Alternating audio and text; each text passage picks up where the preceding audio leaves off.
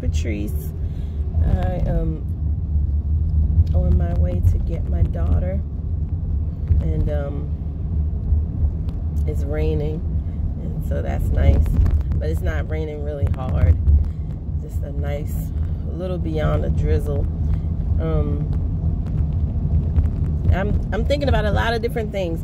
So one, it's Father's Day, and my youngest daughter's birthday as well. Her birthday fell on Father's Day this year, and I was just thinking about how I miss my father at a lot, actually. And he died in 2009, and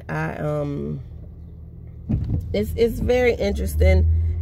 I'm not one of those people who believes in making a person that died like out to be a saint because they're gone, you know.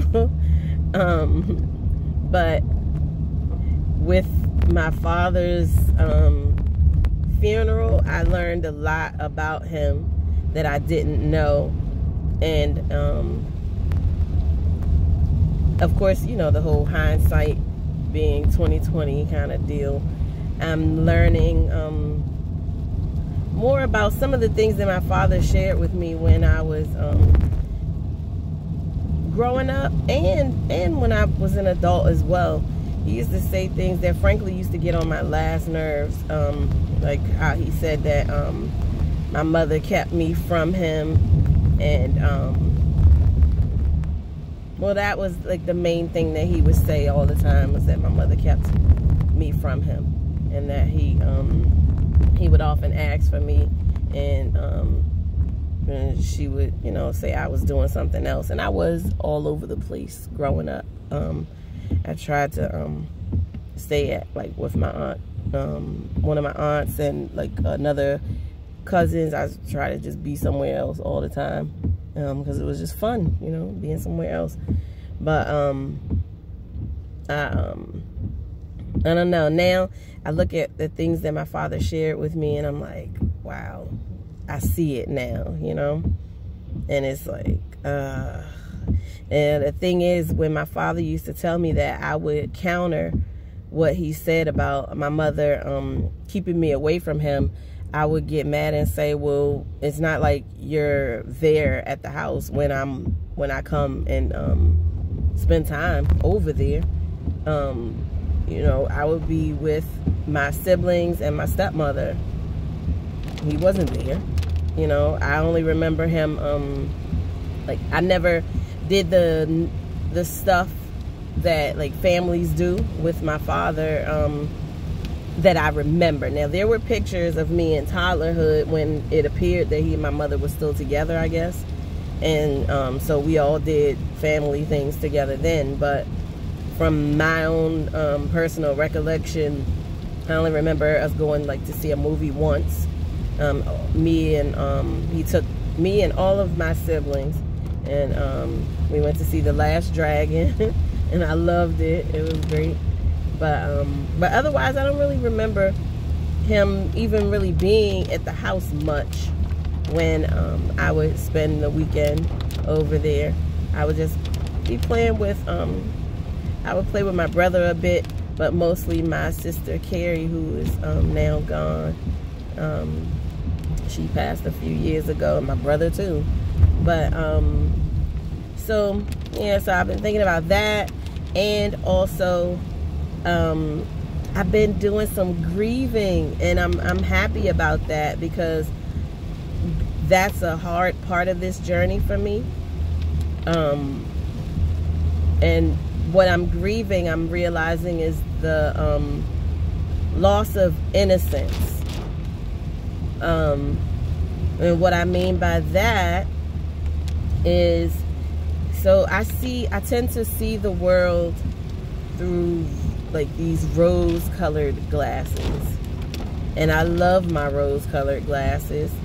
But the problem is, I can't fathom certain things and certain behaviors And so I basically start off projecting the goodness that's in me onto others.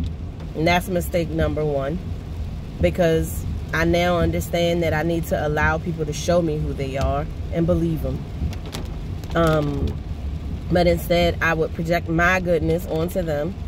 And like, oh no, they wouldn't do that because that's just mean. That's just cruel. So there's a reason. And so if I find out that the person has some kind of past trauma, which who doesn't, I would then pull the compassion card out.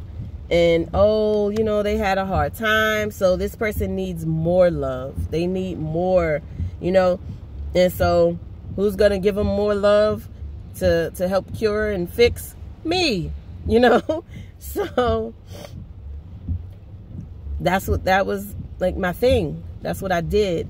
And now I'm at a place where I'm having to realize that, no, there are people who are so messed up that they do bad things without any thought whatsoever, and some with thought, and they don't care.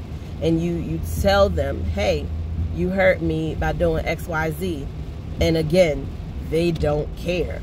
They blame any and everyone else, or blame something else, and they don't care. And there's no change in the behavior either. So I'm just having to, I'm coming to the realization that I need to keep my eyes open and see what's really in front of me, and not what I want to see, and not excuse and ignore horrible behavior because it's all I've known, or it makes me feel more comfortable, or it makes other people feel more comfortable. I don't want to do that anymore. So that to me is kind of sad. My middle daughter, she showed me she told me that there was a video. She put it on my Chromebook. She said, you have to watch this, okay, mommy? And she said, it's a lady, she's making honey. And I was like, she making honey? Was she a bee? And she laughed and she said, no, you gotta just see it. And so I said, okay. When I watched this video, it's a little beautiful little Asian woman in China, young woman too. This woman, I don't even know how to describe. I'll put the that video in the description box. But when I watched that video, I just cried. I cried through the whole thing. And then I just thanked God that my daughter listened to him, because I know he is the one who told her to have me watch that video. But and I don't even quite know how to say what I feel like yes, I have to look at the world and see it as it is, and know that, like, for instance, the statistics say that like there's 7 billion people in this world, and like 1 billion of those people are under this like cluster B disorder thing, where there's like the narcissist, the psychopath, the sociopath, the borderline, all these like personality disorders. There's 1 billion of them out here, and I have to say, I see it. Unfortunately, I can't tell you how many people I have talked to before and now that I'm doing these videos, who they say, you know what, I'm having this issue with this person in my life. Sometimes it's a parent, sometimes it's a boyfriend, you know, whatever. And they're like, you know, telling me all this stuff, and I'm like, oh my gosh, that's that's my mother. Like, it's the same thing, the same behaviors, the same thing. And it's so disheartening, and it's so just ugly and horrible. And it seems like people don't get it unless they get it because they've been on the receiving end of this behavior. And because people come up with all kinds of, frankly, dumb stuff to say, and that is completely invalidating and not supportive at all, and re-traumatizing, and just a mess.